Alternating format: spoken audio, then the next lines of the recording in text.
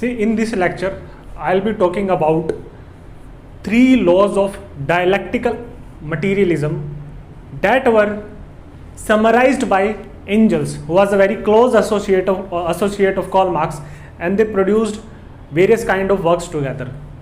तो एंजल्स ने समराइज की 3 लॉज ऐसे जो कि डायलेक्टिकल मटेरियलिज्म से पर्टेन करते हैं. सी दिस टॉपिक राइट, हमने प्रीवियस लेक्चर में हमने कोर डायमेंशन देखी थी, हमने डिफ्रेंशिएट किया था मार्क्स और हेगल के बीच में राइट, और उसके बाद हमने सब्सिक्वेंटली ये देखा था किस किस टाइप की कॉन्ट्राडिक्शंस प्रेजेंट हैं हिस्टोरिकल बेस में राइट, आपके मटीरियलिस्टिक बेस में, और वो किस टाइप की कॉन्ट्राडिक्शंस कैसे रिजॉल्व की जाती है राइट. डायलेक्टिकल मटीरियलिज्म के बारे में हमने पढ़ा था. Now this topic is a further continuation of the previous lecture right. These 3 laws, Engels propounded these 3 laws of dialectical materialism और dialectical change. तो आप पिछले और इस लेक्चर में से क्या है, आप डायलेक्टिक्स और सोशल चेंज को भी लिंक कर सकते हो right, which I talked about revolutionary and evolutionary social change. I talked about how change takes place across modes of production right. I talked about resolution of contradiction between the 2 opposing classes through revolution. I also talked about the contradiction between forces of production and production relations and how these contradictions are resolved, which leads to social change right. अब हम इस lecture में this is an extension of the dialectical materialism, और dialectical materialism की 3 laws दिए थे Engels ने right, which is a summary of Karl Marx works. Karl Marx theory of dialectical materialism, उसके 3 लॉज हम जो कि एंजल्स ने प्रोपाउंड किए थे, we will be talking about them right. इन 3 लॉज के थ्रू भी एंजल्स कार्ल मार्क्स की सोशल चेंज की थियरी को एक्सप्लेन करने की कोशिश कर रहे हैं राइट.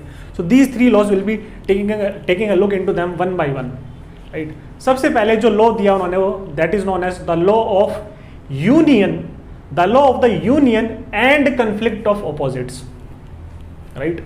इसको हम समझेंगे, ये नोमेनक्लेचर, इस लॉ का ये नोमेनक्लेचर और ये क्यों रखा गया ये नाम राइट. सबसे पहले कार्ल मार्क्स क्या बोलते हैं कि कोई भी thing, object, phenomena, mode of production right, कोई भी मटेरियल वर्ल्ड की कोई भी थिंग्स है, कोई भी ऑब्जेक्ट है, कोई भी फिनोमिना है, और इवन मोड ऑफ प्रोडक्शन में भी क्या है, ये किसकी कंपोनेंट्स है, these are components of material और physical world. All the things, object, phenomena और even mode of production in a material और फिजिकल वर्ल्ड, इन सब के अंदर ऑल ऑफ दीज कंप्राइजेज, इन सब के अंदर क्या है, इनहेरेंट, इंटरनल और इनबिल्ट कंट्राडिक्शंस आपको दिखने को मिलेंगी राइट. हर थिंग में, हर ऑब्जेक्ट में, हर फिनोमिना में, हर आइडियाज में आपको क्या है, इंटरनल कॉन्ट्राडिक्शंस देखने को मिलेगी. मोड ऑफ प्रोडक्शन में भी इंटरनल कॉन्ट्राडिक्शंस देखने को मिलेगी राइट.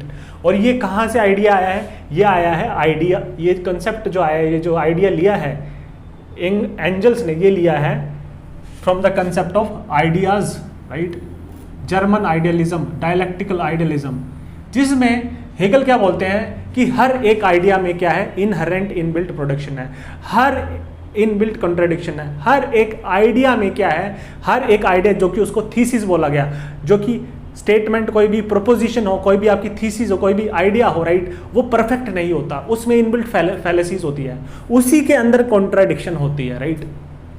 और जो डायलेक्टिक्स जो वर्ड आया है, एंशिएंट ग्रीक सोसाइटी में जो डिबेट्स होती थी, उसमें क्या होता था कि जो ओपोनेंट है राइट, जब 2 लोग आपस में डिबेट कर रहे थे तो ओपोनेंट कोई भी स्टेटमेंट और कोई भी थीसिस देता था, उसी के अंदर that is not a perfect thesis, that जो कि एकदम परफेक्ट थीसिस नहीं हो सकती है, उसी के अंदर क्या है, कॉन्ट्राडिक्शन छुपी है उसी थीसिस के अंदर, उसी थीसिस के अंदर एंटीथीसिस है. तो जो ओपोनेंट है इस एंटीथीसिस को क्या है, पोर्ट्रे करता था, उसको अनहर्थ करने की कोशिश करता था राइट. और इस हिसाब से डिबेट होती थी. तो थीसिस और एंटीथीसिस जब रिजोल्व होती है तो सिंथेसिस आपको मिलता है राइट. जो रिजोल्यूशन होता है कंट्राडिक्शन का, तो सिंथेसिस मिलता है, जो कि एक नया आइडिया है. अब वो जो नया आइडिया, उसमें भी उसको न्यू थीसिस बोलेंगे, उसमें भी कुछ ना कुछ कॉन्ट्राडिक्शन रहेगी. तो ऐसे हम कंटिन्यूअसली क्या है, will be resolving this contradictions and will be moving towards higher levels of consciousness, higher levels of understanding. तो वहां पे भी डिबेट का पर्पज क्या था, आप थ्रू डायलेक्टिक्स, थ्रू कॉन्ट्राडिक्शंस आप रिजोल्व करोगे। डिबेट का पर्पस था कि आप हायर थॉट अचीव करें, आप higher level of understanding achieve करें। डिबेट का मतलब ये नहीं था कि यू वांट टू बिलिटल और you want to defeat your opponent, right. तो जो सोक्रेटिक मेथड ऑफ क्वेश्चनिंग था that was also based on dialectics to unearth the truth. तो वो बोलते ना कि ideas, all the things, object and even modes of production में भी क्या है, इनबिल्ट कॉन्ट्राडिक्शंस है, राइट। और हर एक ये जो थिंग है और ऑब्जेक्ट है ये क्या है, दो चीजों का बना हुआ है, राइट। इसमें क्या है, आपको दो ऑपोजिट्स देखने को मिलेगी, आप कहीं भी देख लो, राइट। इसमें यूनियन है, राइट। दो ऑपोजिट्स का क्या है, यूनियन है। दो ऑपोजिट्स के बिना कोई भी चीज फिजिबल नहीं है, ठीक।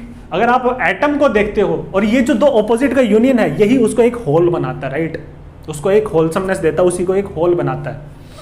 अगर आप एटम देखो तो उसमें पॉजिटिव चार्ज है तो उसमें नेगेटिव चार्ज भी है, right. Union of opposites, right. Even in this thing, right, the very smallest component of जिसको बोला गया मैटर का एटम, उसमें भी जो पॉजिटिव और नेगेटिव चार्जेस हैं, राइट, उसमें भी क्या है, यूनियन ऑफ ऑपोजिट्स है।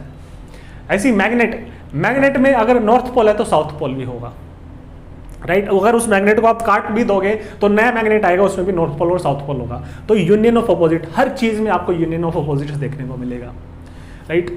स्टिक है, स्टिक के भी दो ऑपोजिट एंड्स मिलेंगे, राइट।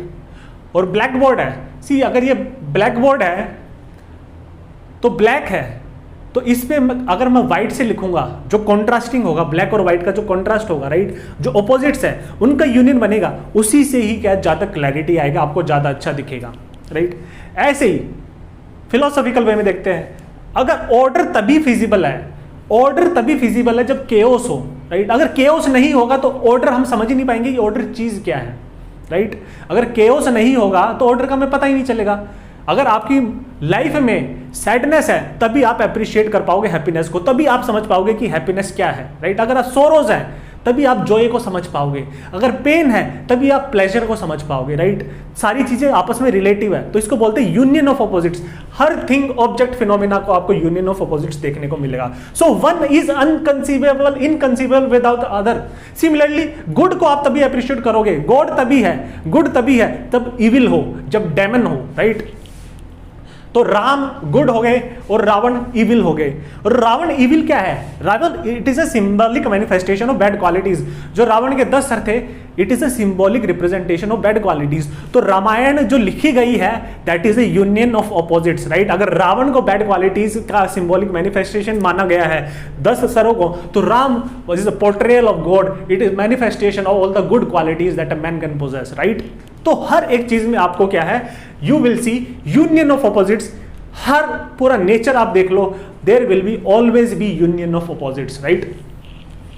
अगर आप चलते भी हो तो आप स्मूथ सरफेस पे नहीं चल पाओगे, आपको फ्रिक्शन चाहिए इंटरलॉकिंग के लिए, right. So always these things will manifest. अब मोड ऑफ प्रोडक्शन में भी बोलते हैं कि सिमिलरली क्या है, कैपिटलिज्म में भी इनहेरेंट और इनबिल्ट कंट्राडिक्शंस है, right. Capitalism is also union of opposites. Union of opposites क्यों है कैपिटलिज्म, वो हम देखेंगे, राइट।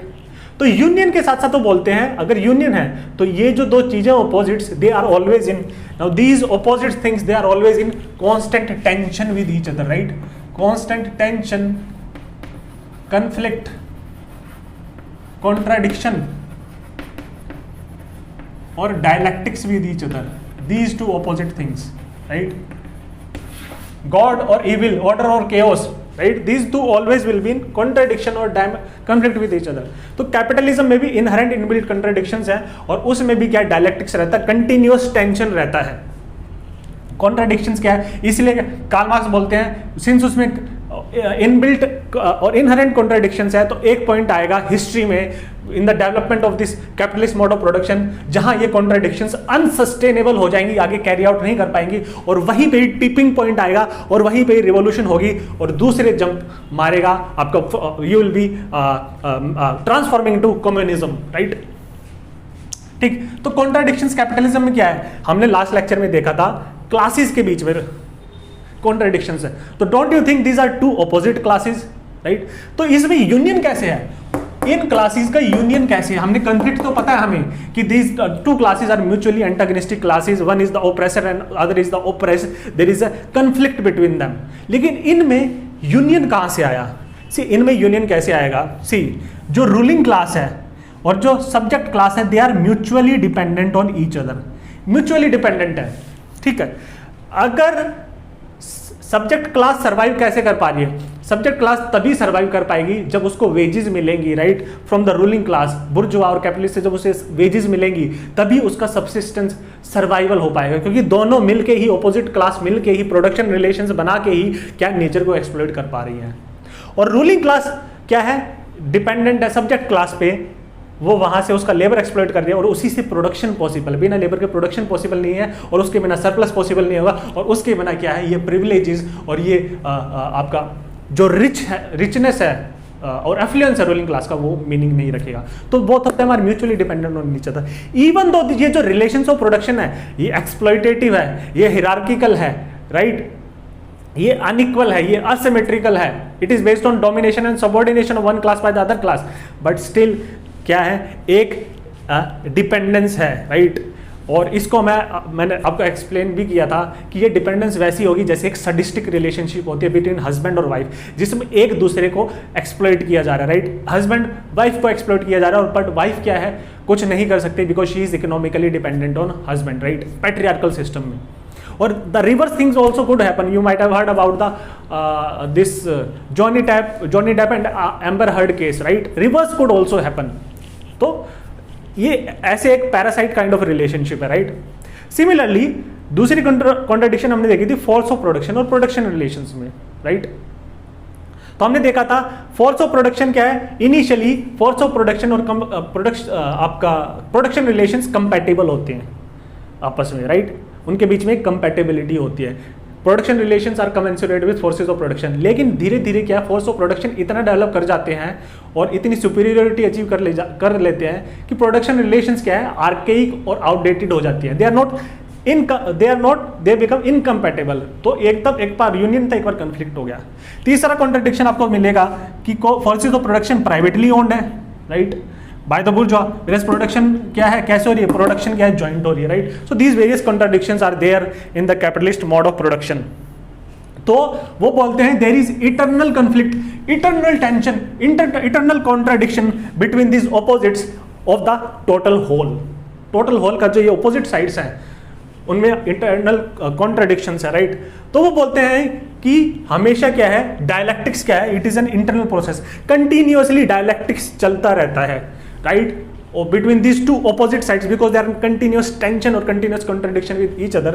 तो बोलते हैं जैसे जैसे चलता रहता है तो ओल्ड डिसअपियर करता रहता है, राइट। ये जो युद्ध होगा, थीसिस और एंटीथीसिस क्या है, रिजोल्व होगी तो सिंथेसिस बनता है, राइट। तो ओल्ड जो थीसिस थी it is replaced by new thesis, so old is disappearing and new is appearing continuously. और ये इसको बोला गया, अगर आप देख सकते हो, इसको क्रिएटिव डिस्ट्रक्शन भी बोल सकते हैं, right, because the new that will be emerging will be more superior to the old, right, or even this new will become old after a certain point of time, ठीक है। तो बोलते हैं कि there is a continuous flux, constant change है, dynamism है, right, इस पूरे होल में डायनामिज्म और it is continuously changing, right, just like thesis, antithesis and synthesis cycle, जिसमें higher level of consciousness continuously higher level of consciousness reach कर पा रहे हैं through the resolution of dialectics और contradictions between thesis and antithesis, and each time new synthesis is being generated, right. तो the same thing is happening here, and this is why it is called as the law of union and conflict of opposites, and it is how this is related to the mode of production. Second very important law that Engels summarized from the Marxian works, Karl Marx के work से जो summarise किया, second is उन्होंने law दिया था, law of quantitative change and qualitative change. इसके लिए मैं आपको कोट भी दूंगा, स्टैलिन का एक कोट है वो इससे पर्टेन करता है, राइट।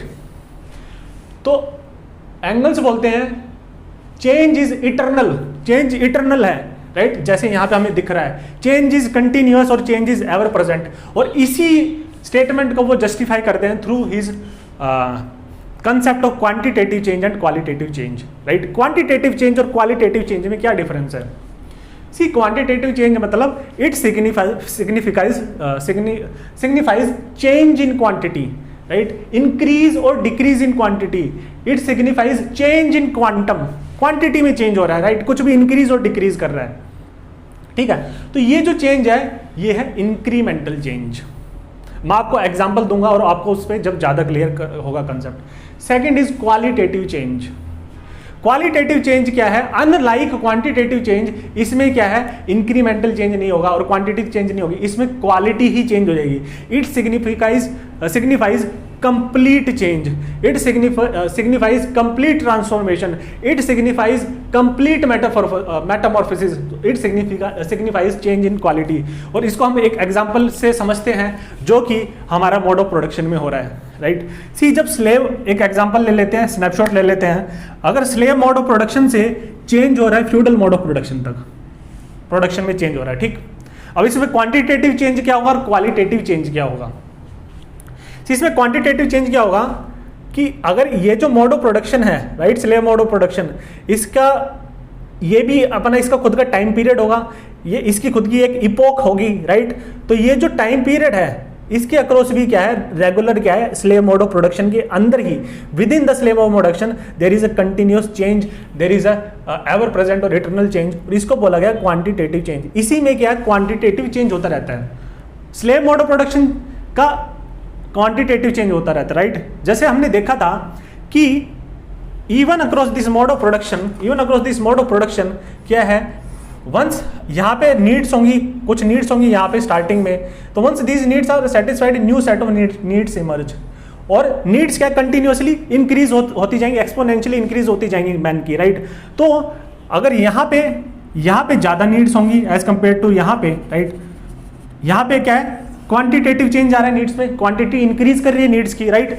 तो क्या forces of production in newer needs को सेटिस्फाई करने के लिए they should be more superior, they should be more efficient, they should be more effective, तो ताकि वो नेचर से ज्यादा एक्सट्रैक्ट कर पाए और इन जो हायर नीड्स को और जो ज्यादा नीड्स को सेटिस्फाई कर पाए। तो यहाँ पे आप देखोगे कि नीड्स के साथ साथ फोर्स ऑफ प्रोडक्शन की भी क्वालिटी आपकी क्वांटिटेटिव फॉर्म में जो ज्यादा सुपीरियर हो गए हैं, ज्यादा मात्रा में प्रोड्यूस किए जा रहे हैं, ज्यादा क्वांटिटी में प्रोड्यूस कर रहे हैं, इवन ज्यादा सुपीरियर भी हो गए हैं। सो यहां से क्या है, आप देखोगे कंटिन्यूअसली क्या है, यहां तक आते आते प्रोडक्शन और भी बढ़ेगा, राइट। प्रोडक्शन और मटेरियलिज्म बढ़ेगा, आप ज्यादा एक्सट्रैक्ट कर पा रहे हो नेचर से, राइट, तो आपका मटेरियलिज्म बढ़ेगा, राइट, ठीक है। लेकिन ये मोड ऑफ प्रोडक्शन तो चेंज नहीं होगा, मोड ऑफ प्रोडक्शन तो स्लेव मोड ऑफ प्रोडक्शन ही रहेगा, लेकिन इसके अंदर क्वांटिटेटिव चेंज होते रहेंगे, राइट। तो but nature of economy, nature of production, nature of mode of production stage the same. Economy जिस मैनर में, जिस पैटर्न में आप क्या है एक्सट्रैक्ट कर रहे हो नेचर रिसोर्सेज को नेचर से, वो जो प्रोडक्शन प्रोसेस है, वो मोड ऑफ प्रोडक्शन है, वो इकोनॉमी का जो नेचर वो चेंज नहीं होगा, राइट। हालांकि यहाँ पे क्वांटिटेटिव चेंजेस होते रहेंगे, we are moving toward more higher और more superior forces of production, we are able to satisfy the needs of the man in a more better manner, but quantitative change है, ये qualitative change नहीं है, right. लेकिन Karl Marx बोलते हैं कि जैसे आप यहां से जब slave mode of production will be replaced bye feudal mode of production, right, तो यहां पे क्या है, कंप्लीट ट्रांसफॉर्मेशन होगा, कंप्लीट चेंज होगा, कंप्लीट मेटामॉर्फोसिस होगा। तो यहां पे चेंज इन क्वालिटी होगा, यहां पे क्वालिटेटिव चेंज होगा, राइट। इसको क्वालिटेटिव चेंज बोला गया, राइट। और ये एक सर्टेन पॉइंट, टिपिंग पॉइंट, इसको बोला गया टिपिंग पॉइंट। यहां पे जब पूरा क्वालिटेटिव चेंज हो रहा है, सर्टेन नोड और टाइम होगा हिस्ट्री में जहां पे ये टिपिंग पॉइंट होगा, जहां पे ये क्वालिटेटिव चेंज होगा, राइट। 3 एग्जांपल से मैं आपको समझाता हूं जिससे आपको ज्यादा क्लियर होगा what is the difference between quantitative change and qualitative change. First is the example of life. See जब आपका बर्थ होता है up till the old stage, right, आप में क्वांटिटेटिव चेंज होते रहते हैं, right. From being an infant, आप चाइल्डहुड गेन करते हो, adolescent, then you become adult, then you become a more mature person and ultimately आप ओल्ड एज एक्वायर कर लेते हो। तो वो बोलते हैं कि ये आपकी एक पर्टिकुलर लाइफ है, just like a life of the mode of production. यहाँ पे आपका क्वांटिटेटिव चेंज हो रहा है, राइट। तो यहाँ पे क्वालिटेटिव चेंज कब होगा, जब आपकी लाइफ एंड कर जाएगी, राइट। तो जब आप लाइफ से डेथ की तरफ मूव करोगे, right, life will be replaced by death, right. जब आपका डिमाइज होगा that will be a qualitative change, right. Similarly जब आप फीटस में हो, when you are a foetus, तो आप में क्वांटिटेटिव चेंज होता रहेगा। लेकिन जैसे ही आप इस वर्ल्ड में आओगे, राइट, व्हेन एक्चुअल बर्थ होगा, तो वो जो फीटस से और जो एक्चुअल बर्थ है वहां पे क्वालिटेटिव चेंज होगा। और इसको बेटर एग्जांपल से समझते हैं, स्टेट ऑफ वाटर। वाटर की हमें पता है 3 स्टेट्स होती हैं, right. Solid, liquid and gas state. अगर आप लिक्विड स्टेज में वाटर को रख रहे हो, राइट, फॉर एग्जाम्पल अगर आपका 10 डिग्री सेल्सियस पे टेम्परेचर वाटर रखा हुआ है, तो वहाँ पे भी क्या है, वाटर की एवोपरेशन होती है हर टेम्परेचर पे लिक्विड फॉर्म में। अब उसको टेम्परेचर को आप बढ़ाते जाओ बढ़ाते जाओ बढ़ाते जाओ, आपका जो वेपराइजेशन बढ़ता जाएगा, right, more and more water will be converting into steam, right. लेकिन ये जो चेंज है अप टिल 99.999999 डिग्री सेल्सियस तक, ये क्वांटिटेटिव चेंज रहेगा, बिकॉज आपकी स्टेट अभी भी लिक्विड है। और जैसे ही वो टिपिंग पॉइंट आएगा, वो नोड आएगा 100 डिग्री सेल्सियस का, राइट, तो कंप्लीट चेंज हो जाएगा from liquid to gas form, right. तो ये जो चेंज हो रहा है liquid to gas, that is called as qualitative change, right. और सिमिलरली हिस्ट्री, इंडियन हिस्ट्री से हम एग्जांपल लेते हैं, ये तो हमने मार्क्सिस्ट हिस्ट्री से एग्जांपल लिया। इंडियन हिस्ट्री में अगर आप देखा जाए तो 1947 तक आप में क्या क्वांटिटेटिव चेंज हो रहे थे, right. More and more protest were taking place, हम ज़्यादा से ज़्यादा क्या है, ऑटोनॉमी गेन कर रहे थे, सेल्फ रूल गेन कर रहे थे, ज़्यादा से ज़्यादा कंसेशंस ब्रिटिश देते आ रहे थे, राइट। लेकिन ये क्या इंक्रीमेंटल धीरे धीरे क्वांटिटी में चेंज हो रहा था। 1947 was the tipping point, it was a particular node in the time of history, जहाँ पे क्या है कंप्लीट चेंज हो गया, कंप्लीट मेटामॉर्फोसिस हो गया, जहाँ पे इंडिया इंडिपेंडेंस गेन हुई तो पूरा पॉलिटिकल सिस्टम चेंज हो गया, इकोनॉमिक सिस्टम चेंज हुआ और उसके बाद सोशल सिस्टम भी चेंज हुआ, राइट। तो complete Metamorphosis, complete transformation, complete change, qualitative change आपका 1947 में हुआ था, right. So this is the theory of quantitative change and qualitative change. तो क्या चेंज तो कंटिन्यूस है, यहाँ पे भी हो रहा है, राइट। यहाँ पे क्या इंक्रीमेंटल में और मैनर में हो रहा है, यहाँ पे रिवोल्यूशनरी चेंज हो रहा है, right. So this is the theory of quantitative change and qualitative change. और लास्ट में जो मैं आपको बताऊंगा, जो लास्ट वाला जो लॉ दिया एंगल्स ने, that is called as the law of, that is known as the law of negation, the law of negation of negation।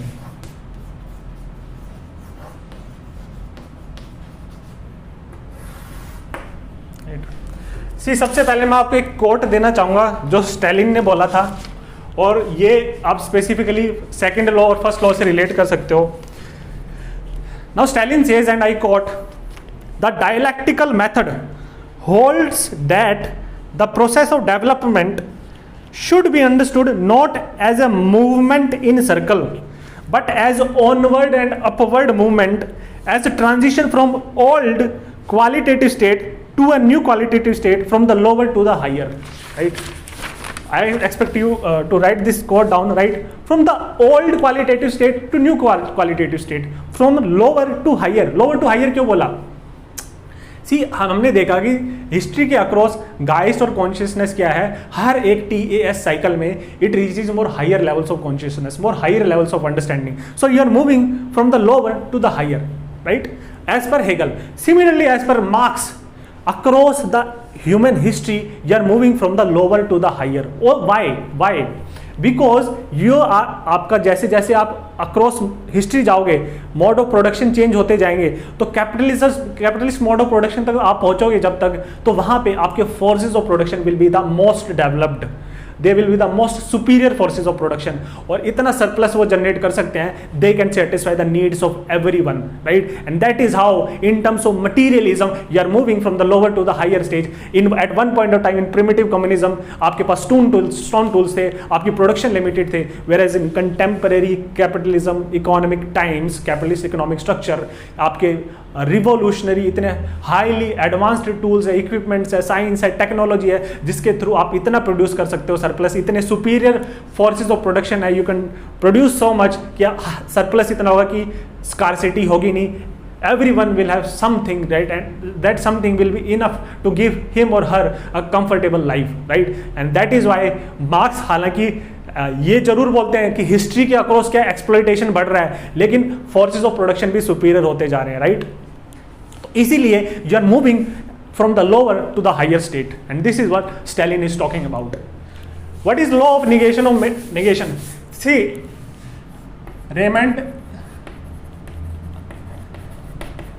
Raymond Aron, right? I read this book of Raymond Aron. I will not advise you to read this. उन्होंने ये concept दिया था law of negation का, right, ये concept नहीं दिया, इसको explain करते हैं वो अपनी बुक में, और you could quote him in the law of negation. सी,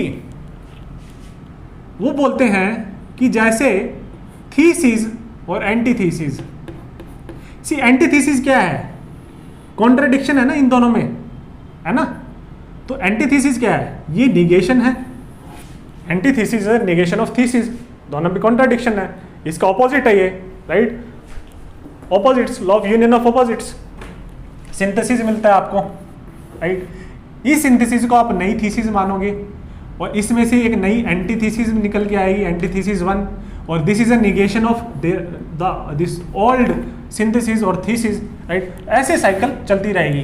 तो लॉ ऑफ निगेशन, ठीक, तो ऐसे ही रेमंड आयरन बोलते हैं, और अपने उसमें ज्यादा क्लैरिफाई किया कि एंजल्स इस लॉ से क्या बोलना चाहते हैं। रेमंड आयरन अपनी बुक द सोशियोलॉजिकल थॉट में, you could quote this, sociological thought में रेमंड आयरन बोलते हैं कि आपका जो कम्युनिज्म है, सी कम्युनिज्म क्या है, कम्युनिज्म वो बोलते हैं जो पिछला वाला जो मोड ऑफ प्रोडक्शन है उसका निगेशन होगा, इजंट इट, आपका वो कहां से आया है, कैपिटलिज्म को ओवरथ्रो करके आया है, so it is the negation of capitalism.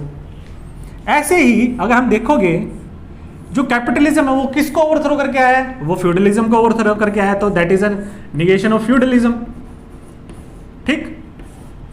और ऐसे ही आप देखोगे